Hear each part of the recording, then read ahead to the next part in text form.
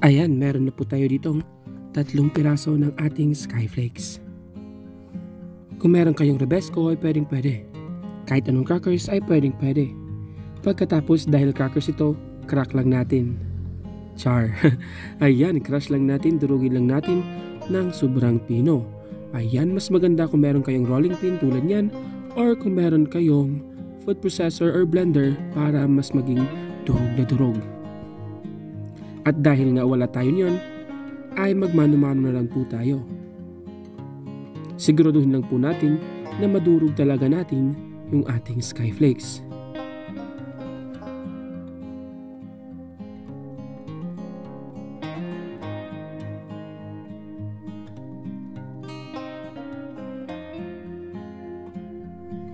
Ayan po guys, meron po tayong pa-air fryer at 2 kitchen knife. Yung ating mechanics para sa ating giveaway ay nakapost po sa ating Facebook page. Pagkatapos guys, kuha lang po tayo ng 3 piraso ng ating saging. Kahit anong saging ay pwede guys. Siguraduhin lang po natin na talagang hinog na po yung ating saging. Kung meron kayong saging saba, pwede po. Basta sabi ko nga kanina, hinog na yung ating gagamitin dito.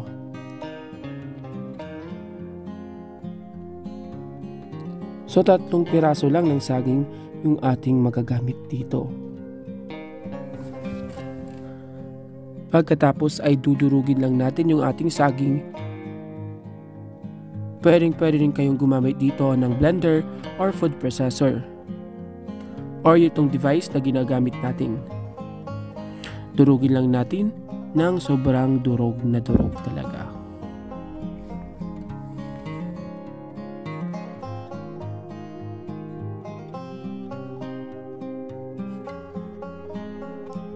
Ayan guys, meron na po tayong 10,000 followers sa ating Facebook page at marapit na po nating ma-reach yung ating 300,000 subscribers sa ating YouTube channel.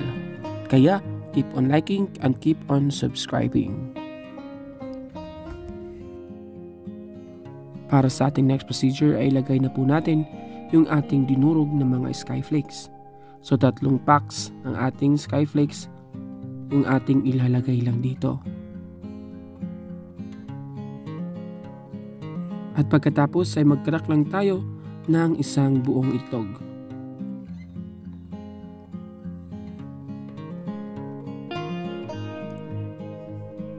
And then mix lang natin siya guys hanggang mag-combine yung ating 3 ingredients.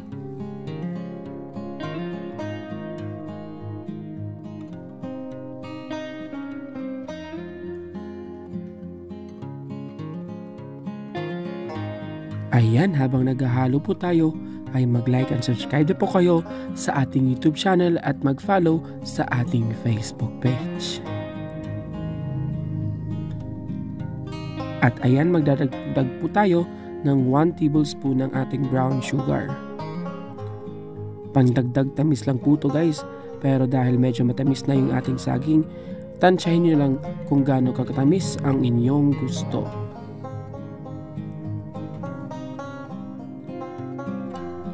So pagkatapos ito guys, set aside lang natin at magpiprito na po tayo.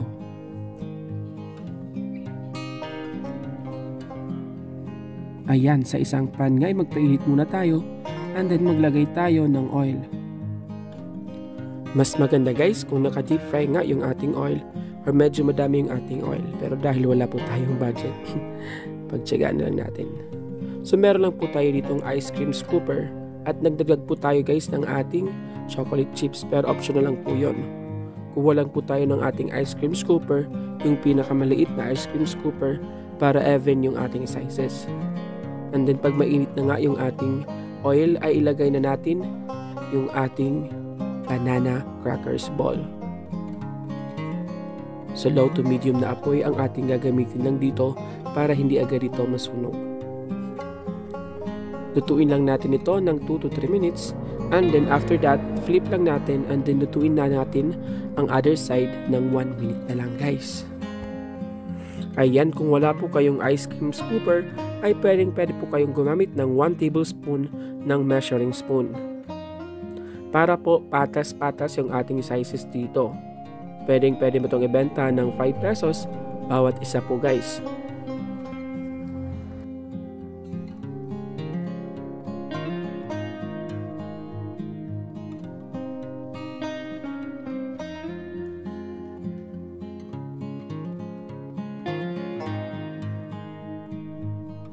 So after 3 minutes guys, flip lang natin siya and then lulutuin lang natin ng 1 minute na lang yung other side nito.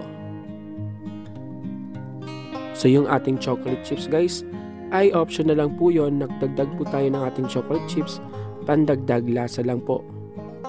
Pero kung wala po kayong chocolate chips, ay pwede naman hindi nyo na po ito lagyan. So after 1 minute guys, ayan, golden brown na siya yung ating crackers ball. So hanguin lang natin ito at i-drain sa ating strainer para matanggal yung ating oil. Pagkatapos, palamigin lang natin and then ready to serve na ito.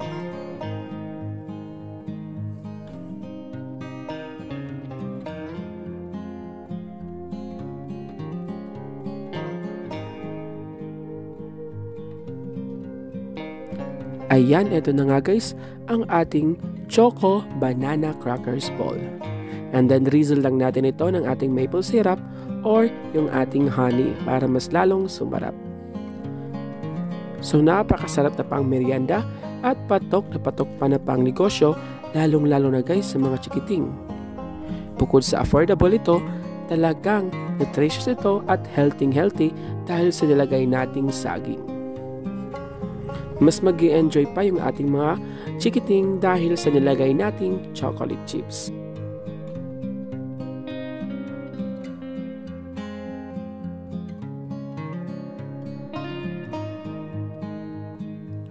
Ayan, maraming salamat sa panonood. God bless, stay safe, and see you again on our next recipe.